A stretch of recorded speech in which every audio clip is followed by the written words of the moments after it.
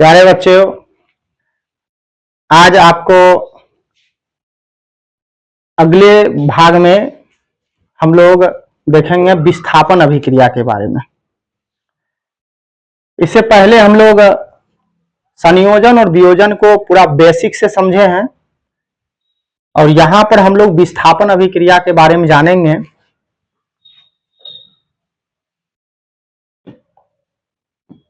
विस्थापन अभिक्रिया, इसको इंग्लिश में कहा जाता है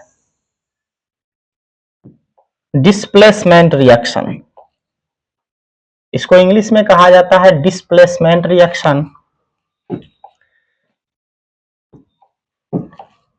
जब क्रियाशील तत्व दूसरे तत्व को उसके यौगिक के जलीय विलयन से विस्थापित कर देता है, उसे विस्थापन अभिक्रिया कहते हैं। देखिए, परिभाषा बहुत आसान है लेकिन इसमें बहुत बड़ा कॉन्सेप्ट भी है। इतनी आसानी से हम लोग इसको याद नहीं कर सकते। परिभाषा तो बहुत इजी है कि कोई तत्व है, ज्यादा रिएक्टिव है तो उसके यौगिक से उसके तत्व को यौगिक से तत्वों को हटा देगा।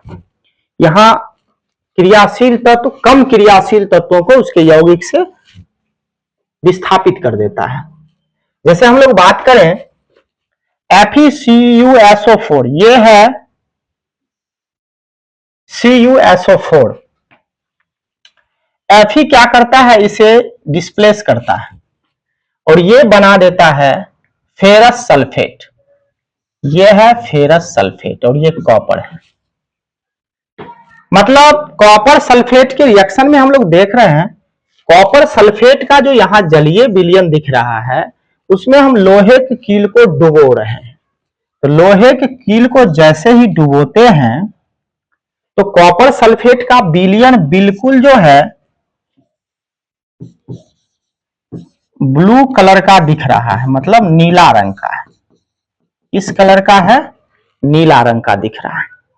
तो नीला रंग का है, जैसे ही रिएक्शन होता है तो ये जो है रिएक्शन FeSO4 जो है वो हल्का हरा हो जाता है।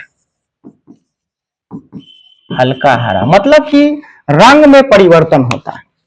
अगर हम दूसरा रिएक्शन की बात करें, जैसे ZnCuSO4 और ये बनाएगा ZnSO4 प्लस Cu, ये यहां पर हो जाएगा।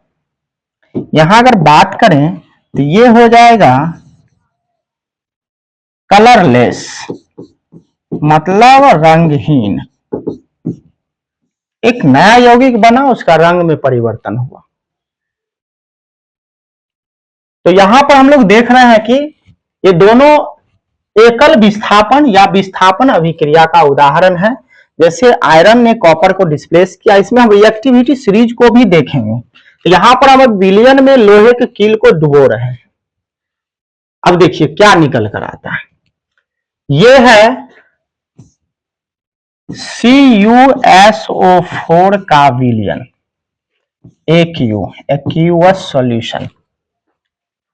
और जैसे ही यहां से इसमें लोहा की रिएक्शन हुआ तो ये हमारा जो है ये बनाया, ये हम लोग देख रहे हैं,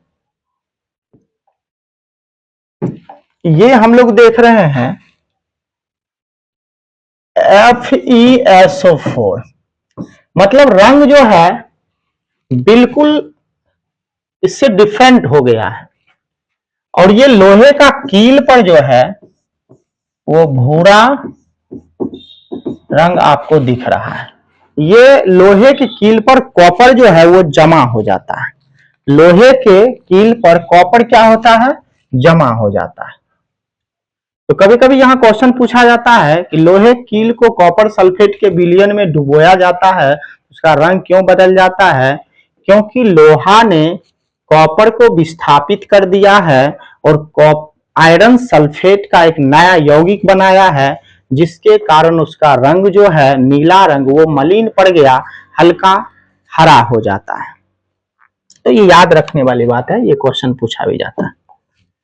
अब देखिए यहां पर डिस्प्लेसमेंट रिएक्शन में तीन चीज देखा जाता है। एक तो धातु विस्थापन होता है, मेटल डिस्प्लेसमेंट।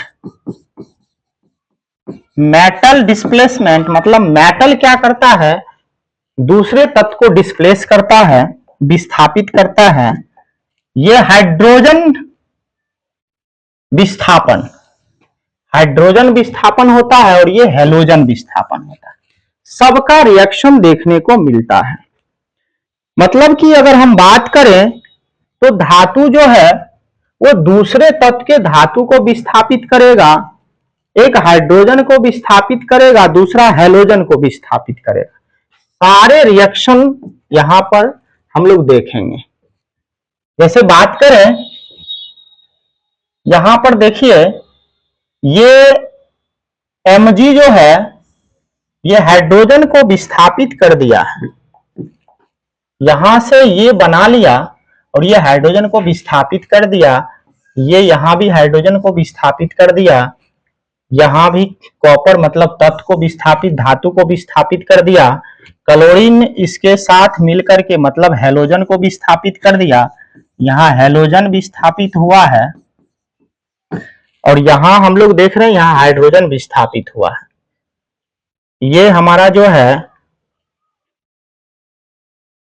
यहां पर क्लोरीन एक हाइड्रोजन और एक ये हमारा जो है यहां भी हम लोग कह सकते हैं कि हाइड्रोजन विस्थापित हुआ है, यह हाइड्रोजन विस्थापित हुआ। तो हम लोग थोड़ा हैलोजन की भी बात कर लें।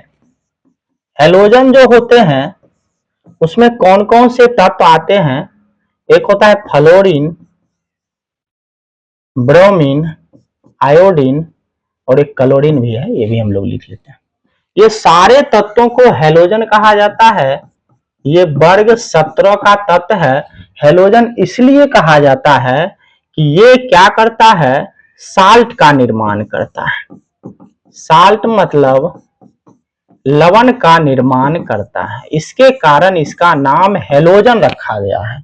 आवर्त सारणी में बात करें तो वर्ग 17 में ये है, वर्ग 17 में इसे रखा गया है, इसका नाम हैलोजन है और ज्यादा रिएक्टिव भी होता है। अगर हम लोग विद्युत ऋणात्मकता की बात करें तो यहां से फ्लोरीन उच्च विद्युत ऋणात्मकता रखता है और ये आयोडीन और ये सारे जो है हैलोजन वर्ग 17 का परिवार है। तो रिएक्शन में हम लोग तीन टाइप देख लिए। अब ये रिएक्टिविटी सीरीज है, यहां पर कौन किसको डिस्प्लेस करेगा ये मायने रखता है। अगर हम बात करें अभी यहां पर लिखे थे जिंक और CuSO4, तो हम लोग देखेंगे कि जिंक कॉपर को क्यों विस्थापित करेगा, क्योंकि जिंक यहां पर है और कॉपर यहां पर है। अगर ये हाइड्रोजन से नीचे है तो हमारा ये नीचे जो है लेस रिएक्टिव हो जाएगा और ये हाई रिएक्टिव हो जाएगा, तो उसके नीचे वाले तत्व को डिस्प्लेस करेगा। ये रिएक्शन होगा ZnSO4 प्लस कॉपर। अगर इसको उल्टा कर दे, मान लीजिए अगर हम लोग यहां पर इसको उल्टा कर दे, जैसे कि हम लोग ये कॉपर अगर हम लोग ऐसे लिख दें और ये Ag ये हो जाएगा, कॉपर के बाद अगर हम लोग ZnSO4 उल्टा कर दें तो कॉपर बिल्कुल ही जिंक को डिस्प्लेस नहीं करेगा, मतलब नो रिएक्शन। अगर हम बात करें तो नो रिएक्शन होगा, क्योंकि कॉपर जो है वो जिंक के ऊपर है, मतलब ज्यादा रिएक्टिव है, तो जिंक को हटाना यहां से मुश्किल है। तो इसे हम याद रखेंगे, इस श्रेणी को याद रखेंगे। याद रखने का कुछ ट्रिक भी है, उसे आप देख सकते हैं। जैसे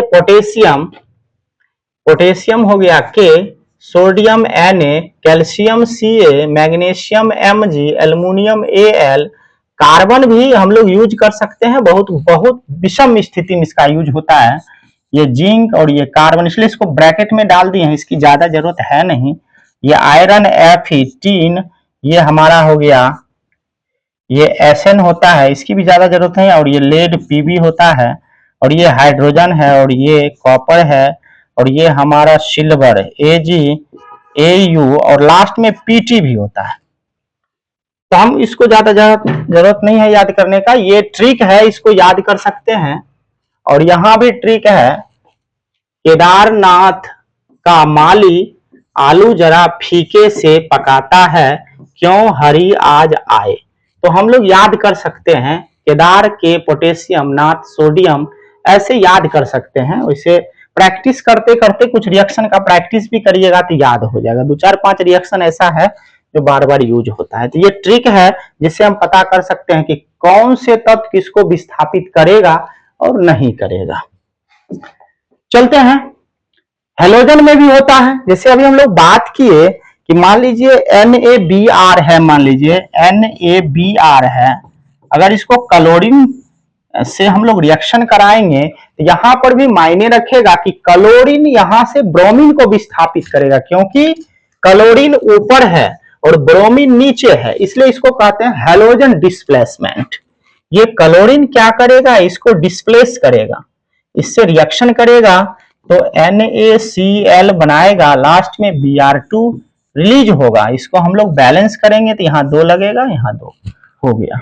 अब ये जो है रिएक्शन होता है तो इसका विलयन जो बनता है, वो हमारा विलयन जो है वो भूरा कलर का हो जाता है, रंग जो है इसका भूरा हो जाता है, भूरा रंग का हो जाता है।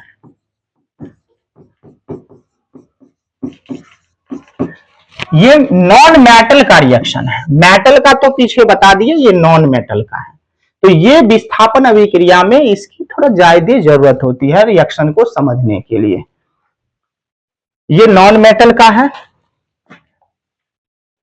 कल हम लोग इससे आगे बढ़ेंगे, आज तक यहीं पर क्लास को खत्म करते हैं। आगे डबल डिस्प्लेसमेंट भी पढ़ेंगे, तो वहां भी इसी तरह का आपको मतलब समझाया जाएगा बढ़िया से।